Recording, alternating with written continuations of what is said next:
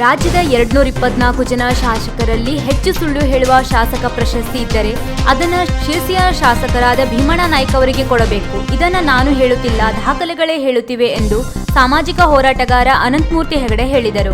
ಅವರು ಮಂಗಳವಾರ ನಗರದ ಪತ್ರಿಕಾ ಭವನದಲ್ಲಿ ಪತ್ರಿಕಾಗೋಷ್ಠಿ ನಡೆಸಿ ಮಾತನಾಡಿ, ಶಿರಸಿಯ ಪಂಡಿತ ಸಾರ್ವಜನಿಕ ಆಸ್ಪತ್ರೆ ವಿಷಯಕ್ಕೆ ಸಂಬಂಧಿಸಿದ ಎಲ್ಲಾ ದಾಖಲೆಗಳನ್ನು ಆರ್ಟಿಐ ಮೂಲಕ ತೆಗೆದುಕೊಳ್ಳಲಾಗಿದೆ.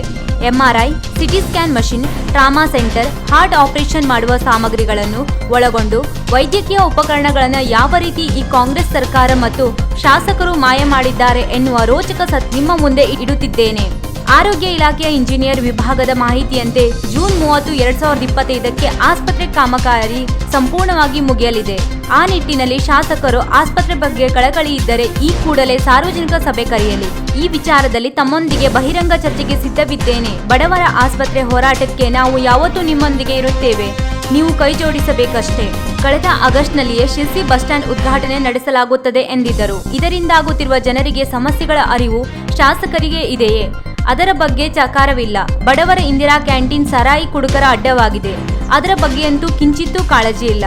ಹಿಂದಿನ ಬಿಜೆಪಿ ಸರ್ಕಾರ ತಂದ ಯೋಜನೆಗಳನ್ನು ಉದ್ಘಾಟನೆ ಮಾಡುತ್ತಾ ತಾನೇ ತಂದಿದ್ದು ಎಂದು ಹೇಳುವುದರ ಹೊರತಾಗಿ ಶಾಸಕರಿಂದ ಯಾವುದೇ ಅಭಿವೃದ್ಧಿಯ ಕೆಲಸಗಳಾಗುತ್ತಿಲ್ಲ ಎಂದು ಕಣ್ಣಿಗೆ ಕಾಣುವ ಸತ್ಯವಾಗಿದೆ ಎಂದು ಅವರು ಹೇಳಿದರು. ಸುಳ್ಳು ಹೇಳುವ ಶಾಸಕ ಪ್ರಶಸ್ತಿ ಅಂತ ಒಂದಿದ್ರೆ ಅದನ್ನ ಶಿರಸಿಯ ಮಾನ್ಯ ಜನಪ್ರಿಯ ಶಾಸಕರಾದಂತಹ ಭೀಮಣ್ಣ ನಾಯಕರಿಗೆ ಕೊಡಬೇಕು ಎನ್ನುವ ರೀತಿಯಲ್ಲಿ ಭಾಸವಾಗ್ತಾ ಇದೆ.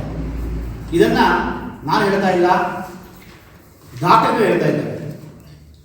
ಪಂಡಿತ್ ಸಾರ್ವಜನಿಕ ಆಸ್ಪತ್ರೆಯ ವಿಷಯಕ್ಕೆ ಸಂಬಂಧಿಸಿ ಎಲ್ಲ ದಾಖಲಾತಿಗಳನ್ನು ಆರ್ಟಿಐ ಮೂಲಕ ಪಡೆಯಲಾಗಿದೆ.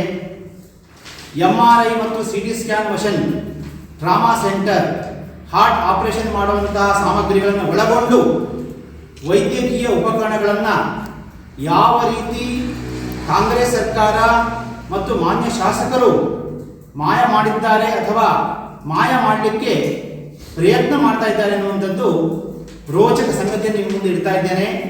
ಎಲ್ಲವನ್ನೂ ಕೂಡ ಆರ್ಟಿಐ ದಾಖಲೆಯ ಮುಖಾಂತರವಾಗಿ ತಮಗೆ ಕೊಡ್ತಾ ಇದ್ದೇನೆ. ಪತ್ರಿಕೆಯಲ್ಲಿ ವರದಿಯಾಯಿತು, 6 ಕೋಟಿ ಮೇಲೆ ಹಣವನ್ನು ಕೊಡಲಿಕ್ಕೆ ಸಾಧ್ಯ ಇಲ್ಲ ಎಂಬುವಂಥದ್ದು ವರದಿಯಾದ ಮೇಲೆ 80% ವರ್ಕ್ ಮುಗಿದ ಮೇಲೆ ಶಾಸಕರಲ್ಲಿ ಹೋಗಿ ಕೇಳಿದಾಗ ಇಲ್ಲ ಇದು ತಾಲೂಕು ಆಸ್ಪತ್ರೆ ಕೊಡ್ಲಿಕ್ಕೆ ಬರೋದಿಲ್ಲ ಅಂತ ಹೇಳಿದ ಮೇಲೆ ಶಾಸಕರು ಅದನ್ನು ಸರಿ ಮಾಡಿ ಎಲ್ಲೋ ಒಂದು ಕಡೆಗೆ ಮುಖ್ಯಮಂತ್ರಿಯವರನ್ನ, ಆರೋಗ್ಯ ಮಂತ್ರಿಯವರನ್ನ ಕೇಳೋದ್ರ ಬದಲಾಗಿ ಇಲ್ಲಿರುವಂತಹ ವೈದ್ಯಾಧಿಕಾರಿಗಳ ಮೇಲೆ ಒತ್ತಡ ತೆಗೆದುಕೊಂಡು ಬಂದು ಕೇವಲ 6 ಕೋಟಿ ಒಳಗಡೆಗೆ ತಾವು ಸಾಮಗ್ರಿಗಳ ಲೀಸ್ಟನ್ನು ಕೊಡಿ ಎಂಬುದಾಗಿ ಹೇಳ್ತಾರೆ. ಪತ್ರಿಕಾಗೋಷ್ಠಿಯನ್ನು ಮಾಡಿದ್ದೇವೆ. ಇದನ್ನು ಆಗ್ರಹ ಮಾಡಿದ್ದೇವೆ. ದಯವಿಟ್ಟು ಶಾಸಕರೇ ಉತ್ತರವನ್ನು ಕೊಡಬೇಕು ನೀವು ಅಂತ ಕೇಳಿದ್ದೇವೆ. ತಾವು ಅದಕ್ಕೆ ಯಾವುದೇ ಒಂದು ಉತ್ತರವನ್ನು ಕೊಟ್ಟಿಲ್ಲ. ಪ್ರತಿಷ್ಠಿತ ಮಾಧ್ಯಮಗಳ ಮುಖಪುಟದಲ್ಲಿ ಶಿರಸಿ ಸರ್ಕಾರಿ ಆಸ್ಪತ್ರೆಯ ಕನಸು ಭಗ್ನ ಅಂತ ವರದಿ ಮಾಡಿದೆ, ಅದಕ್ಕೂ ಉತ್ತರವನ್ನು ಕೊಡೋ ಕೆಲಸ ಮಾಡ್ತಾ ಇಲ್ಲ. ಆ ನಂತರದಲ್ಲಿ ನಾನು 29ನೇ ತಾರೀಕಿಗೆ ಘೋಷಣೆ ಮಾಡ್ತೇನೆ. ಘೋಷಣೆ ಮಾಡಿ 13ನೇ ತಾರೀಕಿನ ದಿವಸ ನಾನು ಉಪವಾಸ ಮಾಡ್ತೇನೆ ಅಂತ ಹೇಳ್ತೇನೆ. ತಾವು ಇದ್ದಕ್ಕಿದ್ದಂಗೆ 2 ದಿವಸ ಮುಂಚೆ ತಾವು ಅಮೇರಿಕೆ ಹೋಗ್ತೀರಿ. ಕನಿಷ್ಠ ಪಕ್ಷ ಸೌಜನ್ಯ ಬೇಕಲ್ಲ ನಿಮಗೆ ಒಬ್ಬ ಶಾಸಕರಾಗಿ. ಇಡೀ ಕ್ಷೇತ್ರ ಜನತೆ ಉಪವಾಸ ಮಾಡ್ತಾ ಇದ್ದಾರೆ. ಯಾವುದಕ್ಕೆ? ನಿಮ್ಮ ಸ್ವಂತಕ್ಕೆ ಉಪವಾಸ ಮಾಡ್ತಾ ಇದ್ದೇವೆ ನಾವು? ಅದರ ಮೇಲೆ ಆರೋಗ್ಯ ಸರಿ ಇಲ್ಲ ಅಂತ ಉಪವಾಸ ಮಾಡ್ತಾ ಇದ್ದೇವಾ? ಕ್ಷೇತ್ರ ಜನತೆ ಅನುಕೂಲಕ್ಕಾಗಿ, ಬಡ ಜನರ ಆರೋಗ್ಯಕ್ಕಾಗಿ ಉಪವಾಸ ಮಾಡ್ತಾ ಇದ್ದೇವೆ. ತಾವು ಬಡ ಜನರ ಹೆಸರು ಹೇಳ್ಕೊಂಡು ಅಧಿಕಾರಕ್ಕೆ ಬಂದಿದ್ದೀರಿ. ಮಲ್ಟಿ ಸ್ಪೆಷಾಲಿಟಿ ಆಸ್ಪತ್ರೆ ಇಲ್ಲ ಅಂತ ಹೇಳ್ತೀರಿ. ನಿಮ್ಮ ನಾಯಕರು ಪದೇ ಪದೇ ಬಂದವರು ಡಿ.ಕೆ. ಶಿವಕುಮಾರ್, ಇವತ್ತು ಸಿದ್ದರಾಮಯ್ಯರು ಮಲ್ಟಿ ಸ್ಪೆಷಾಲಿಟಿ ಆಸ್ಪತ್ರೆಯನ್ನೇ ಜಪ ಮಾಡ್ತಾರೆ. ಆದರೆ ಅಂಥ ಮಲ್ಟಿ ಸ್ಪೆಷಾಲಿಟಿ ಆಸ್ಪತ್ರೆ ತಿಂದು ಹಾಕ್ತಾ ಇದ್ದೀರಿ ನೀವು. ತಿಂದು ಹಾಕ್ತಾ ಆಸ್ಪತ್ರೆ ಸಲ ಉಪವಾಸ ಮಾಡ್ತೇನೆ ಅಂತಂದರೂ ಕೂಡ ಒಬ್ಬ ಶಾಸಕರಾಗಿ ಕನಿಷ್ಠ ಪಕ್ಷ ಸೌಜನ್ಯಕ್ಕಾದರೂ ಕೂಡ ನಾನು ಇರೋದಿಲ್ಲ, ಊರಲ್ಲಿ ಇರೋದಿಲ್ಲ, ನೀವು ಉಪವಾಸ ಮಾಡೋದು ಬೇಡ, ಬಂದ ಮೇಲೆ ಸಾಲ್ವ್ ಮಾಡ್ತೇನೆ ಅಂತ ಹೇಳ್ಬೋದಾಗಿತ್ತಲ್ಲ. ಅಷ್ಟು ಸೌಜನ್ಯ ತಮಗಿಲ್ಲವೇ? ತಾವು ಉತ್ತರ ಕೊಡಬೇಕು. ಶಾಸಕ ಅಂದ ತಕ್ಷಣ ಅವರು ದೇವರಲ್ಲ. ಜನತೆ ಓಟ್ ಹಾಕಿ ನಿಮ್ಮನ್ನು ಆರಿಸಿ ಕಳಿಸಿರ್ತಾರೆ. ತಾವು ಎಚ್ಚರಿಕೆಯಿಂದ ಇರಬೇಕು. ಆಮೇಲೆ ಬಂದ್ರಿ ಆಯಿತು. ಡಾಕ್ಟರ್ ಶಿವರಾಜ್ ಕುಮಾರ್ ಮೇಲೆ ನಮಗೆ ಅಪಾರವಾದ ಒಂದು ಪ್ರೀತಿ ಇದೆ. ಅದಕ್ಕೆ ನಾವು ಆ ಶಿವರಾಜ್ ಕುಮಾರ್ ಮೇಲಿರೋ ಪ್ರೀತಿಗೆ ಒಂದು ಮಾತು ಆಡದೆ ಅವತ್ತು ಸುಮ್ಮನೆ ಇದ್ದೇನೆ. ಅವತ್ತು ಉಪ ಸತ್ಯಾಗ್ರಹ ದಿವಸ ಇರ್ಬೋದು, ಮೆರವಣಿಗೆ ದಿವಸ ಬಂದು ಮಾತನಾಡಿಲ್ಲ. ಯಾಕೆಂದರೆ ಡಾಕ್ಟರ್ ಶಿವರಾಜ್ ಕುಮಾರ್ ಮೇಲೆ ಇರುವಂಥ ಪ್ರೀತಿ ಇರಲಿ. ಬಂದ್ರಿ, ಬಂದ ಮೇಲೆ ಕನಿಷ್ಠ ಸೌಜನ್ಯಕ್ಕಾದರೂ ತಾವು ಉಪವಾಸ ಮಾಡಿದ್ದೀರಿ. ಉಪವಾಸ ನಾನು ಒಬ್ಬನೇ ಕೂತಿದ್ನ, ಸಾವಿರಾರು ಜನ ಬೆಂಬಲ ಕೊಟ್ಟಿದ್ದು ಸ್ವಾಮಿ, ಸಾವಿರಾರು ಜನ. ಆ ನಂತರದ 100 ಜನ ನಮ್ಮ ಜೊತೆಗಿದ್ದರು. ಬೆಳಗ್ಗೆ ಶುರುವಾಗಬೇಕಾದ್ರೆ 300ಕ್ಕೂ ಹೆಚ್ಚು ಜನ ನಮ್ಮ ಒಟ್ಟಿಗಿದ್ದರು. ಎಷ್ಟೋ ಜನ ವಯಸ್ಸಾದವರು ನಿಲ್ಲಲಿಕ್ಕೆ ಆಗಿಲ್ಲ ಅಷ್ಟೇ ಬಿಟ್ಟರೆ ತುಂಬ ಜನ ಇದ್ದರು. ಆಮೇಲೆ ಇಲ್ಲೂ ಕೂಡ ಮನವಿ ಕೊಡಬೇಕಾದ್ರೆ ಸುಮಾರು ಜನ, ಬಹುಶಃ ಒಂದು 250-300 ಜನ ಇದ್ದರು. ಸಾವಿರಾರು ಜನ ಮನೆಯಿಂದನೇ ಅವರು ಬೆಂಬಲ ಕೊಡ್ತಾಯಿದ್ರು. ಅವ್ರು ಇಲ್ಲಿ ಬಂದಿಲ್ಲ ಅಂದ ತಕ್ಷಣ ಅವ್ರ ಬೆಂಬಲ ಇಲ್ಲ ಅಂತಲ್ಲ, ಬೆಂಬಲ ಇದ್ದೇ ಇರುತ್ತೆ, ಅದನ್ನ ಅರ್ಥ ಮಾಡ್ಕೊಳ್ಬೇಕು. ಇಷ್ಟಾದರೂ ಕೂಡ ಒಬ್ಬ ಶಾಸಕರು ಒಂದು ಮಾತನ್ನು ಕೂಡ ಹೇಳದೆ ಆರಾಮಾಗಿ ಓಡಾಡ್ಕೊಂಡಿದ್ದೀರಿ. ತಾವು ಮುಖ್ಯಮಂತ್ರಿಯವರ ಹತ್ರ, ಆರೋಗ್ಯ ಮಂತ್ರಿಯವರ ಹತ್ರ ಹೋಗಿ ಆಯಿತಾ, ಹೋಗಿ ಈಗಲಾದರೂ ಕೂಡ ಅವ್ರ ಹತ್ರ ತಾವು ಪ್ರೆಷರ್ ಹಾಕಿ ಹಿಂದಿನ ಸರ್ಕಾರದಲ್ಲಿ ಯಾವ ರೀತಿ ಇತ್ತೋ ಅದೇ ರೀತಿ ಆಸ್ಪತ್ರೆ ಮಾಡಲಿಕ್ಕೆ ಪ್ರಯತ್ನ ಮಾಡಿ. ನಾವೆಲ್ಲ ದಾಖಲೆಗಳನ್ನು ಕೂಡ ಇವತ್ತಿನ ದಿವಸ ಬಿಡುಗಡೆ ಮಾಡಿದ್ದೇನೆ. 26,70,00,000 ಎಕ್ವಿಪ್ಮೆಂಟ್ಸ್ ಏನು ಬೇಕಾಗಿತ್ತು ಇದನ್ನು ನೋಡಿ. 15 ಕೋಟಿ ರೂಪಾಯಿ MRI ಸ್ಕ್ಯಾನಿಂಗ್ ಮಷಿನ್ ಇದೆ. ಬಡವರು ಸಿಕ್ಕಿದ್ರೆ ಉಚಿತವಾಗಿ ಸ್ಕ್ಯಾನಿಂಗ್ ಆಗ್ತದೆ. ಒಂದು MRI ಸ್ಕ್ಯಾನಿಂಗ್ ಮಾಡಿಸೋಕ್ಕೆ ಎಷ್ಟು ಕಷ್ಟ ಇದೆ ಗೊತ್ತಿದೆಯಾ? ಹಾಗೆ ಇಲ್ಲಿ 1,70,00,000 CT ಸ್ಕ್ಯಾನ್ ಮಷಿನ್ ಇದೆ. ಅದು ಸಿಕ್ಕಿದ್ರೆ ಬಡವರಿಗೆ ಹೆಲ್ಪ್ ಆಗುತ್ತೆ ಗೊತ್ತಿದೆಯಾ? ಒಂದು ಹಾರ್ಟ್ ಆಪ್ರೇಷನ್ ಮಾಡಲಿಕ್ಕೆ ಇವತ್ತಿನ ದಿವಸ ಎಷ್ಟು ಹೋಗಬೇಕು, ನಾವು ಹುಬ್ಬಳ್ಳಿ ಹೋಗಬೇಕು, ಮಂಗಳೂರಿಗೆ ಹೋಗಬೇಕು, ಎಷ್ಟು ಕಷ್ಟ ಇದೆ. ಮಾರ್ಗ ಮಧ್ಯೆ ಎಷ್ಟು ಜನ ಸಾಯ್ತಾ ಇದ್ದಾರೆ ತಮಗೆ ಗೊತ್ತಿದೆಯಾ? ದಯವಿಟ್ಟು ಅರ್ಥ ಮಾಡ್ಕೊಳ್ಳಿ. ನಾನು ಅದನ್ನು ಹೇಳಿದೆ ಹಿಂದೆ ಪತ್ರಿಕಾಗೋಷ್ಠಿ ಮಾಡಿ. ಈಗ ನಿನ್ನೆ ಒಬ್ಬ ತಾಯಿ ಫೋನ್ ಮಾಡಿದರು, ಹುಬ್ಬಳ್ಳಿ ಹೋಗಿ ಅವರ ನೆಂಟರಿಗೆ ಹಾರ್ಟ್ ಅಟ್ಯಾಕ್ ಆಗಿದೆ, ಅಲ್ಲಿ ಹೋಗಿ ಕಿಮ್ಸ್ ಆಸ್ಪತ್ರೆಗೆ ಸೇರಿಸಿದ್ರೆ ರೆಫರಲ್ ಲೆಟರ್ ತೊಗೊಬನ್ನಿ ಅಂತ ಹೇಳ್ತಾರೆ. ಸಿರ್ಸಿಗೆ ಬಂದರೆ ಅವ್ರು ಹೇಳ್ತಾ ಇದ್ದಾರೆ ರೆಫರಲ್ ಲೆಟರ್ ಕೊಡೋಕ್ಕಾಗಲ್ಲ, ಪೇಷಂಟ್ ಕರ್ಕೊಬರ್ಬೇಕು ಅಂತ ಹೇಳ್ತಾರೆ. ICUದಲ್ಲಿ ಪೇಷಂಟ್ ಕರ್ಕೊಬರೋಕ್ಕಾಗ್ತದೆಯಾ? ಯಾಕೆ ಇನ್ನೆಲ್ಲ ಈ ವ್ಯವಸ್ಥೆನ ಸರಿ ಮಾಡಿ ಅಂತ ಹೇಳಿದ್ರೆ ಯಾವುದಕ್ಕೂ ಕೂಡ ಉತ್ತರ ಇಲ್ಲ. ನಾನು ಎಷ್ಟು ಹೇಳಿದೆ, ಒಂದು ರೆಫರಲ್ ಲೆಟರ್ ಸರಿ ಮಾಡಿ ಅಂತ ಹೇಳಿದೆ. ಇಲ್ಲಿ ಜನರಲ್ ಫಿಸಿಷಿಯನ್ ಇಲ್ಲ, ಜನರಲ್ ಫಿಸಿಷಿಯನ್ ಹಾಕಿ ಅಂತ ಹೇಳಿದೆ. ಯಾವುದೂ ಬೇಕಾಗಿಲ್ಲ, ಯಾವುದೂ ಕೂಡ ಬೇಕಾಗಿಲ್ಲ. ಆಮೇಲೆ ಇದ್ರ ಬಗ್ಗೆ ಉತ್ತರ ಕೊಡಿ. ಎಲ್ಲವನ್ನು ಕೂಡ 5,20,00,000 ಈ ರೀತಿಯಲ್ಲಿ ಮಾಡಿದ್ದಾರೆ, ಇದರಲ್ಲಿ ಯಾವುದೇ ರೀತಿ ಎಕ್ವಿಪ್ಮೆಂಟ್ಸ್ ಇಲ್ಲ ಸ್ವಾಮಿ ಅಂಥೇಳಿ ತಾವು ಹೇಳಿದ್ರು ಕೂಡ ತಾವು ಹೊಸ ಆಡಳಿತಾಧಿಕಾರಿಗಳನ್ನು ನೇಮಿಸ್ಕೊಂಡು ದಿನಾಂಕ 26/11 ಇಲ್ಲಿಂದ ಪ್ರಪೋಸಲ್ ಕಳಿಸ್ತೀರಿ. ನೋಡಿ, 26/11 ಪ್ರಪೋಸಲ್ ಕಳಿಸ್ತೀರಿ, 5,20,00,000. ಇದು ಯಾವ ಮಾನವೀಯತೆ ಇರುವಂಥ ಶಾಸಕ ಮಾಡುವಂಥ ಕೆಲಸವ? ಇದನ್ನು ಕೇಳೋದು ತಾವು ಉತ್ತರ ಕೊಡುವಂಥ ಕೆಲಸ ಮಾಡ್ತಾ ಇಲ್ಲ. ತುಂಬ ದುಃಖ ಆಗ್ತಾ ಇದೆ. ದಯವಿಟ್ಟು ಶಾಸಕರೇ ನಿಮ್ಮ ಕೈ ಮುಗಿದು ಕೇಳ್ತೇನೆ, ಈ ರೀತಿಯ ವರ್ತನೆ ಯಾವತ್ತೂ ಚಲೋ ಅಲ್ಲ. ಇವತ್ತಿರುವಂಥ ಮನುಷ್ಯ ನಾಳೆ ಇರ್ತಾನೆ ಅಂತ ಯಾವುದೇ ರೀತಿ ಗ್ಯಾರಂಟಿ ಇಲ್ಲ. ಆದ್ದರಿಂದ ಇರೋಷ್ಟು ದಿವಸ ಒಳ್ಳೆಯ ಕೆಲಸವನ್ನು ಮಾಡಬೇಕು. ಈಗಲೂ ತಿದ್ದುಕೊಂಡು ತಾವು ಸರಿಯಾದ ರೀತಿಯಲ್ಲಿ ಹೋಗಬೇಕು, ಆಯಿತಾ? ಅದನ್ನ ಎಲ್ಲವನ್ನೂ ವ್ಯವಸ್ಥೆ ಸರಿ ಮಾಡಬೇಕು ಅಂತ ಕೇಳ್ಕೊಳ್ತಾ ಇದ್ದೇನೆ.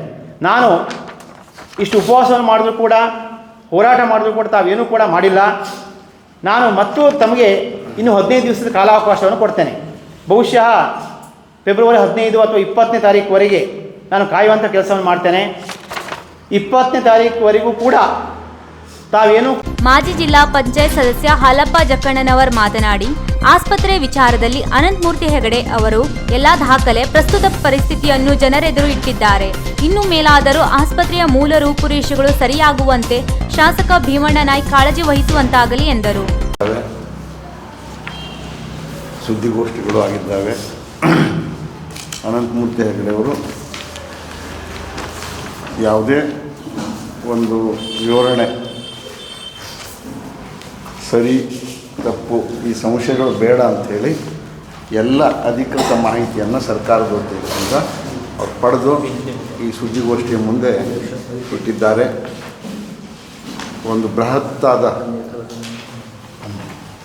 ಮಲ್ಟಿ ಸ್ಪೆಷಾಲಿಟಿಗೆ ಅನುಕೂಲವಾಗುವಂತಹ ಆಸ್ಪತ್ರೆ ಆಗಬೇಕು ಹೇಳಿ ಎಲ್ಲ ಕಾರ್ಯಚಟುವಟಿಕೆ ನಡೀತಿದ್ದಂಗೆ ಸರ್ಕಾರದ ಬದಲಾವಣೆಯ ನಂತರ ಈ ಒಂದು ಯಾವ ವೇಗದಲ್ಲಿ ಆಗಬೇಕಿತ್ತೋ ಮತ್ತು ಯಂತ್ರೋಪಕರಣಗಳು ಬರಬೇಕಿತ್ತೋ ಅವು ಬರದೆ ಮುಂದಿನ ಕಾರ್ಯಕಲಾಪಗಳು ನಡೀದಂಗಾಗಿದೆ. ಯಾಕಂದರೆ ನಾಗರಾಜ್ ನಾಯ್ಕ್ ಮಾತನಾಡಿ, ಕ್ಷೇತ್ರದ ಜನತೆಯ ಆರೋಗ್ಯದ ದೃಷ್ಟಿಯಿಂದ ಕಾಗೇರಿಯವರು ಆಸ್ಪತ್ರೆಯನ್ನು ಮಂಜೂರು ಮಾಡಿಸಿದ್ದರು.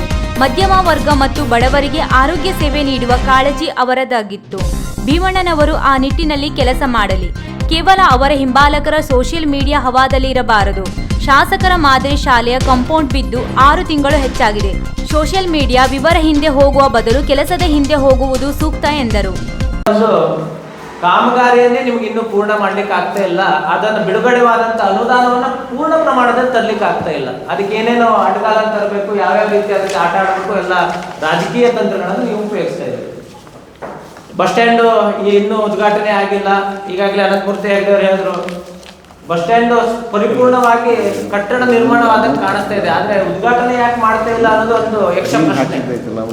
ಅದು ಉದ್ಘಾಟನೆ ಆಗ್ಬೇಕಾಗಿದ್ದ ಒಂದು ಕೆಲಸ ಆಗಿತ್ತು, ಆದ್ರೆ ಅದು ಮಾಡ್ತಾ ಇಲ್ಲ.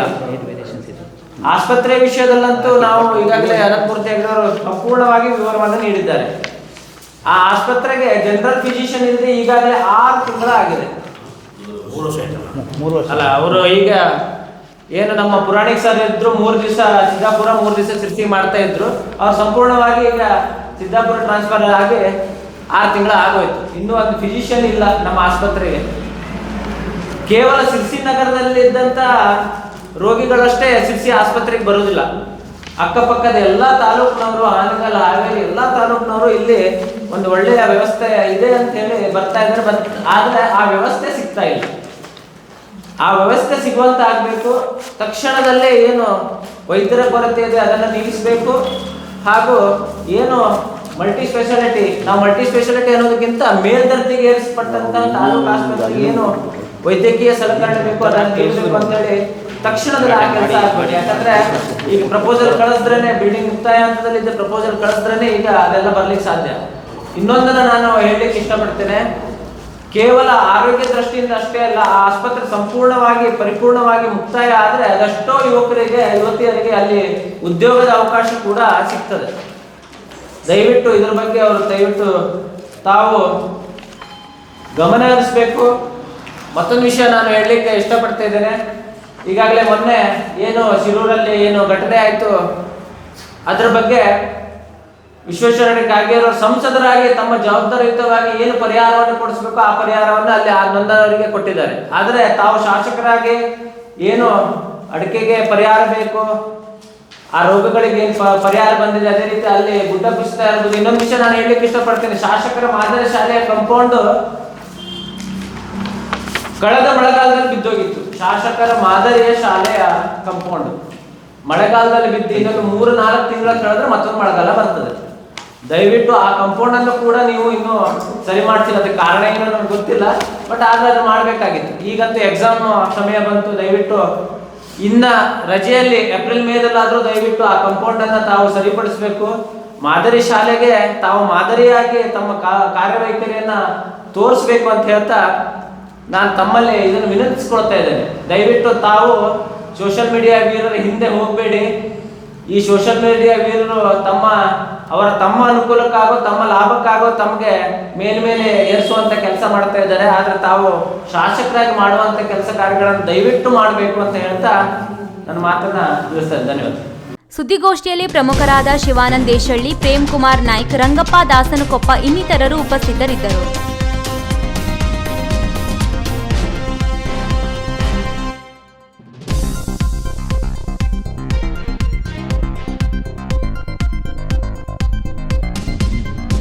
ವೀಕ್ಷಕ ಮಹಾಪ್ರಭುಗಳೇ, ನಮ್ಮ ಚಾನಲ್ ಅನ್ನು ಸಬ್ಸ್ಕ್ರೈಬ್ ಮಾಡಿ, ಶೇರ್ ಮಾಡಿ, ಪ್ರೋತ್ಸಾಹಿಸಿ.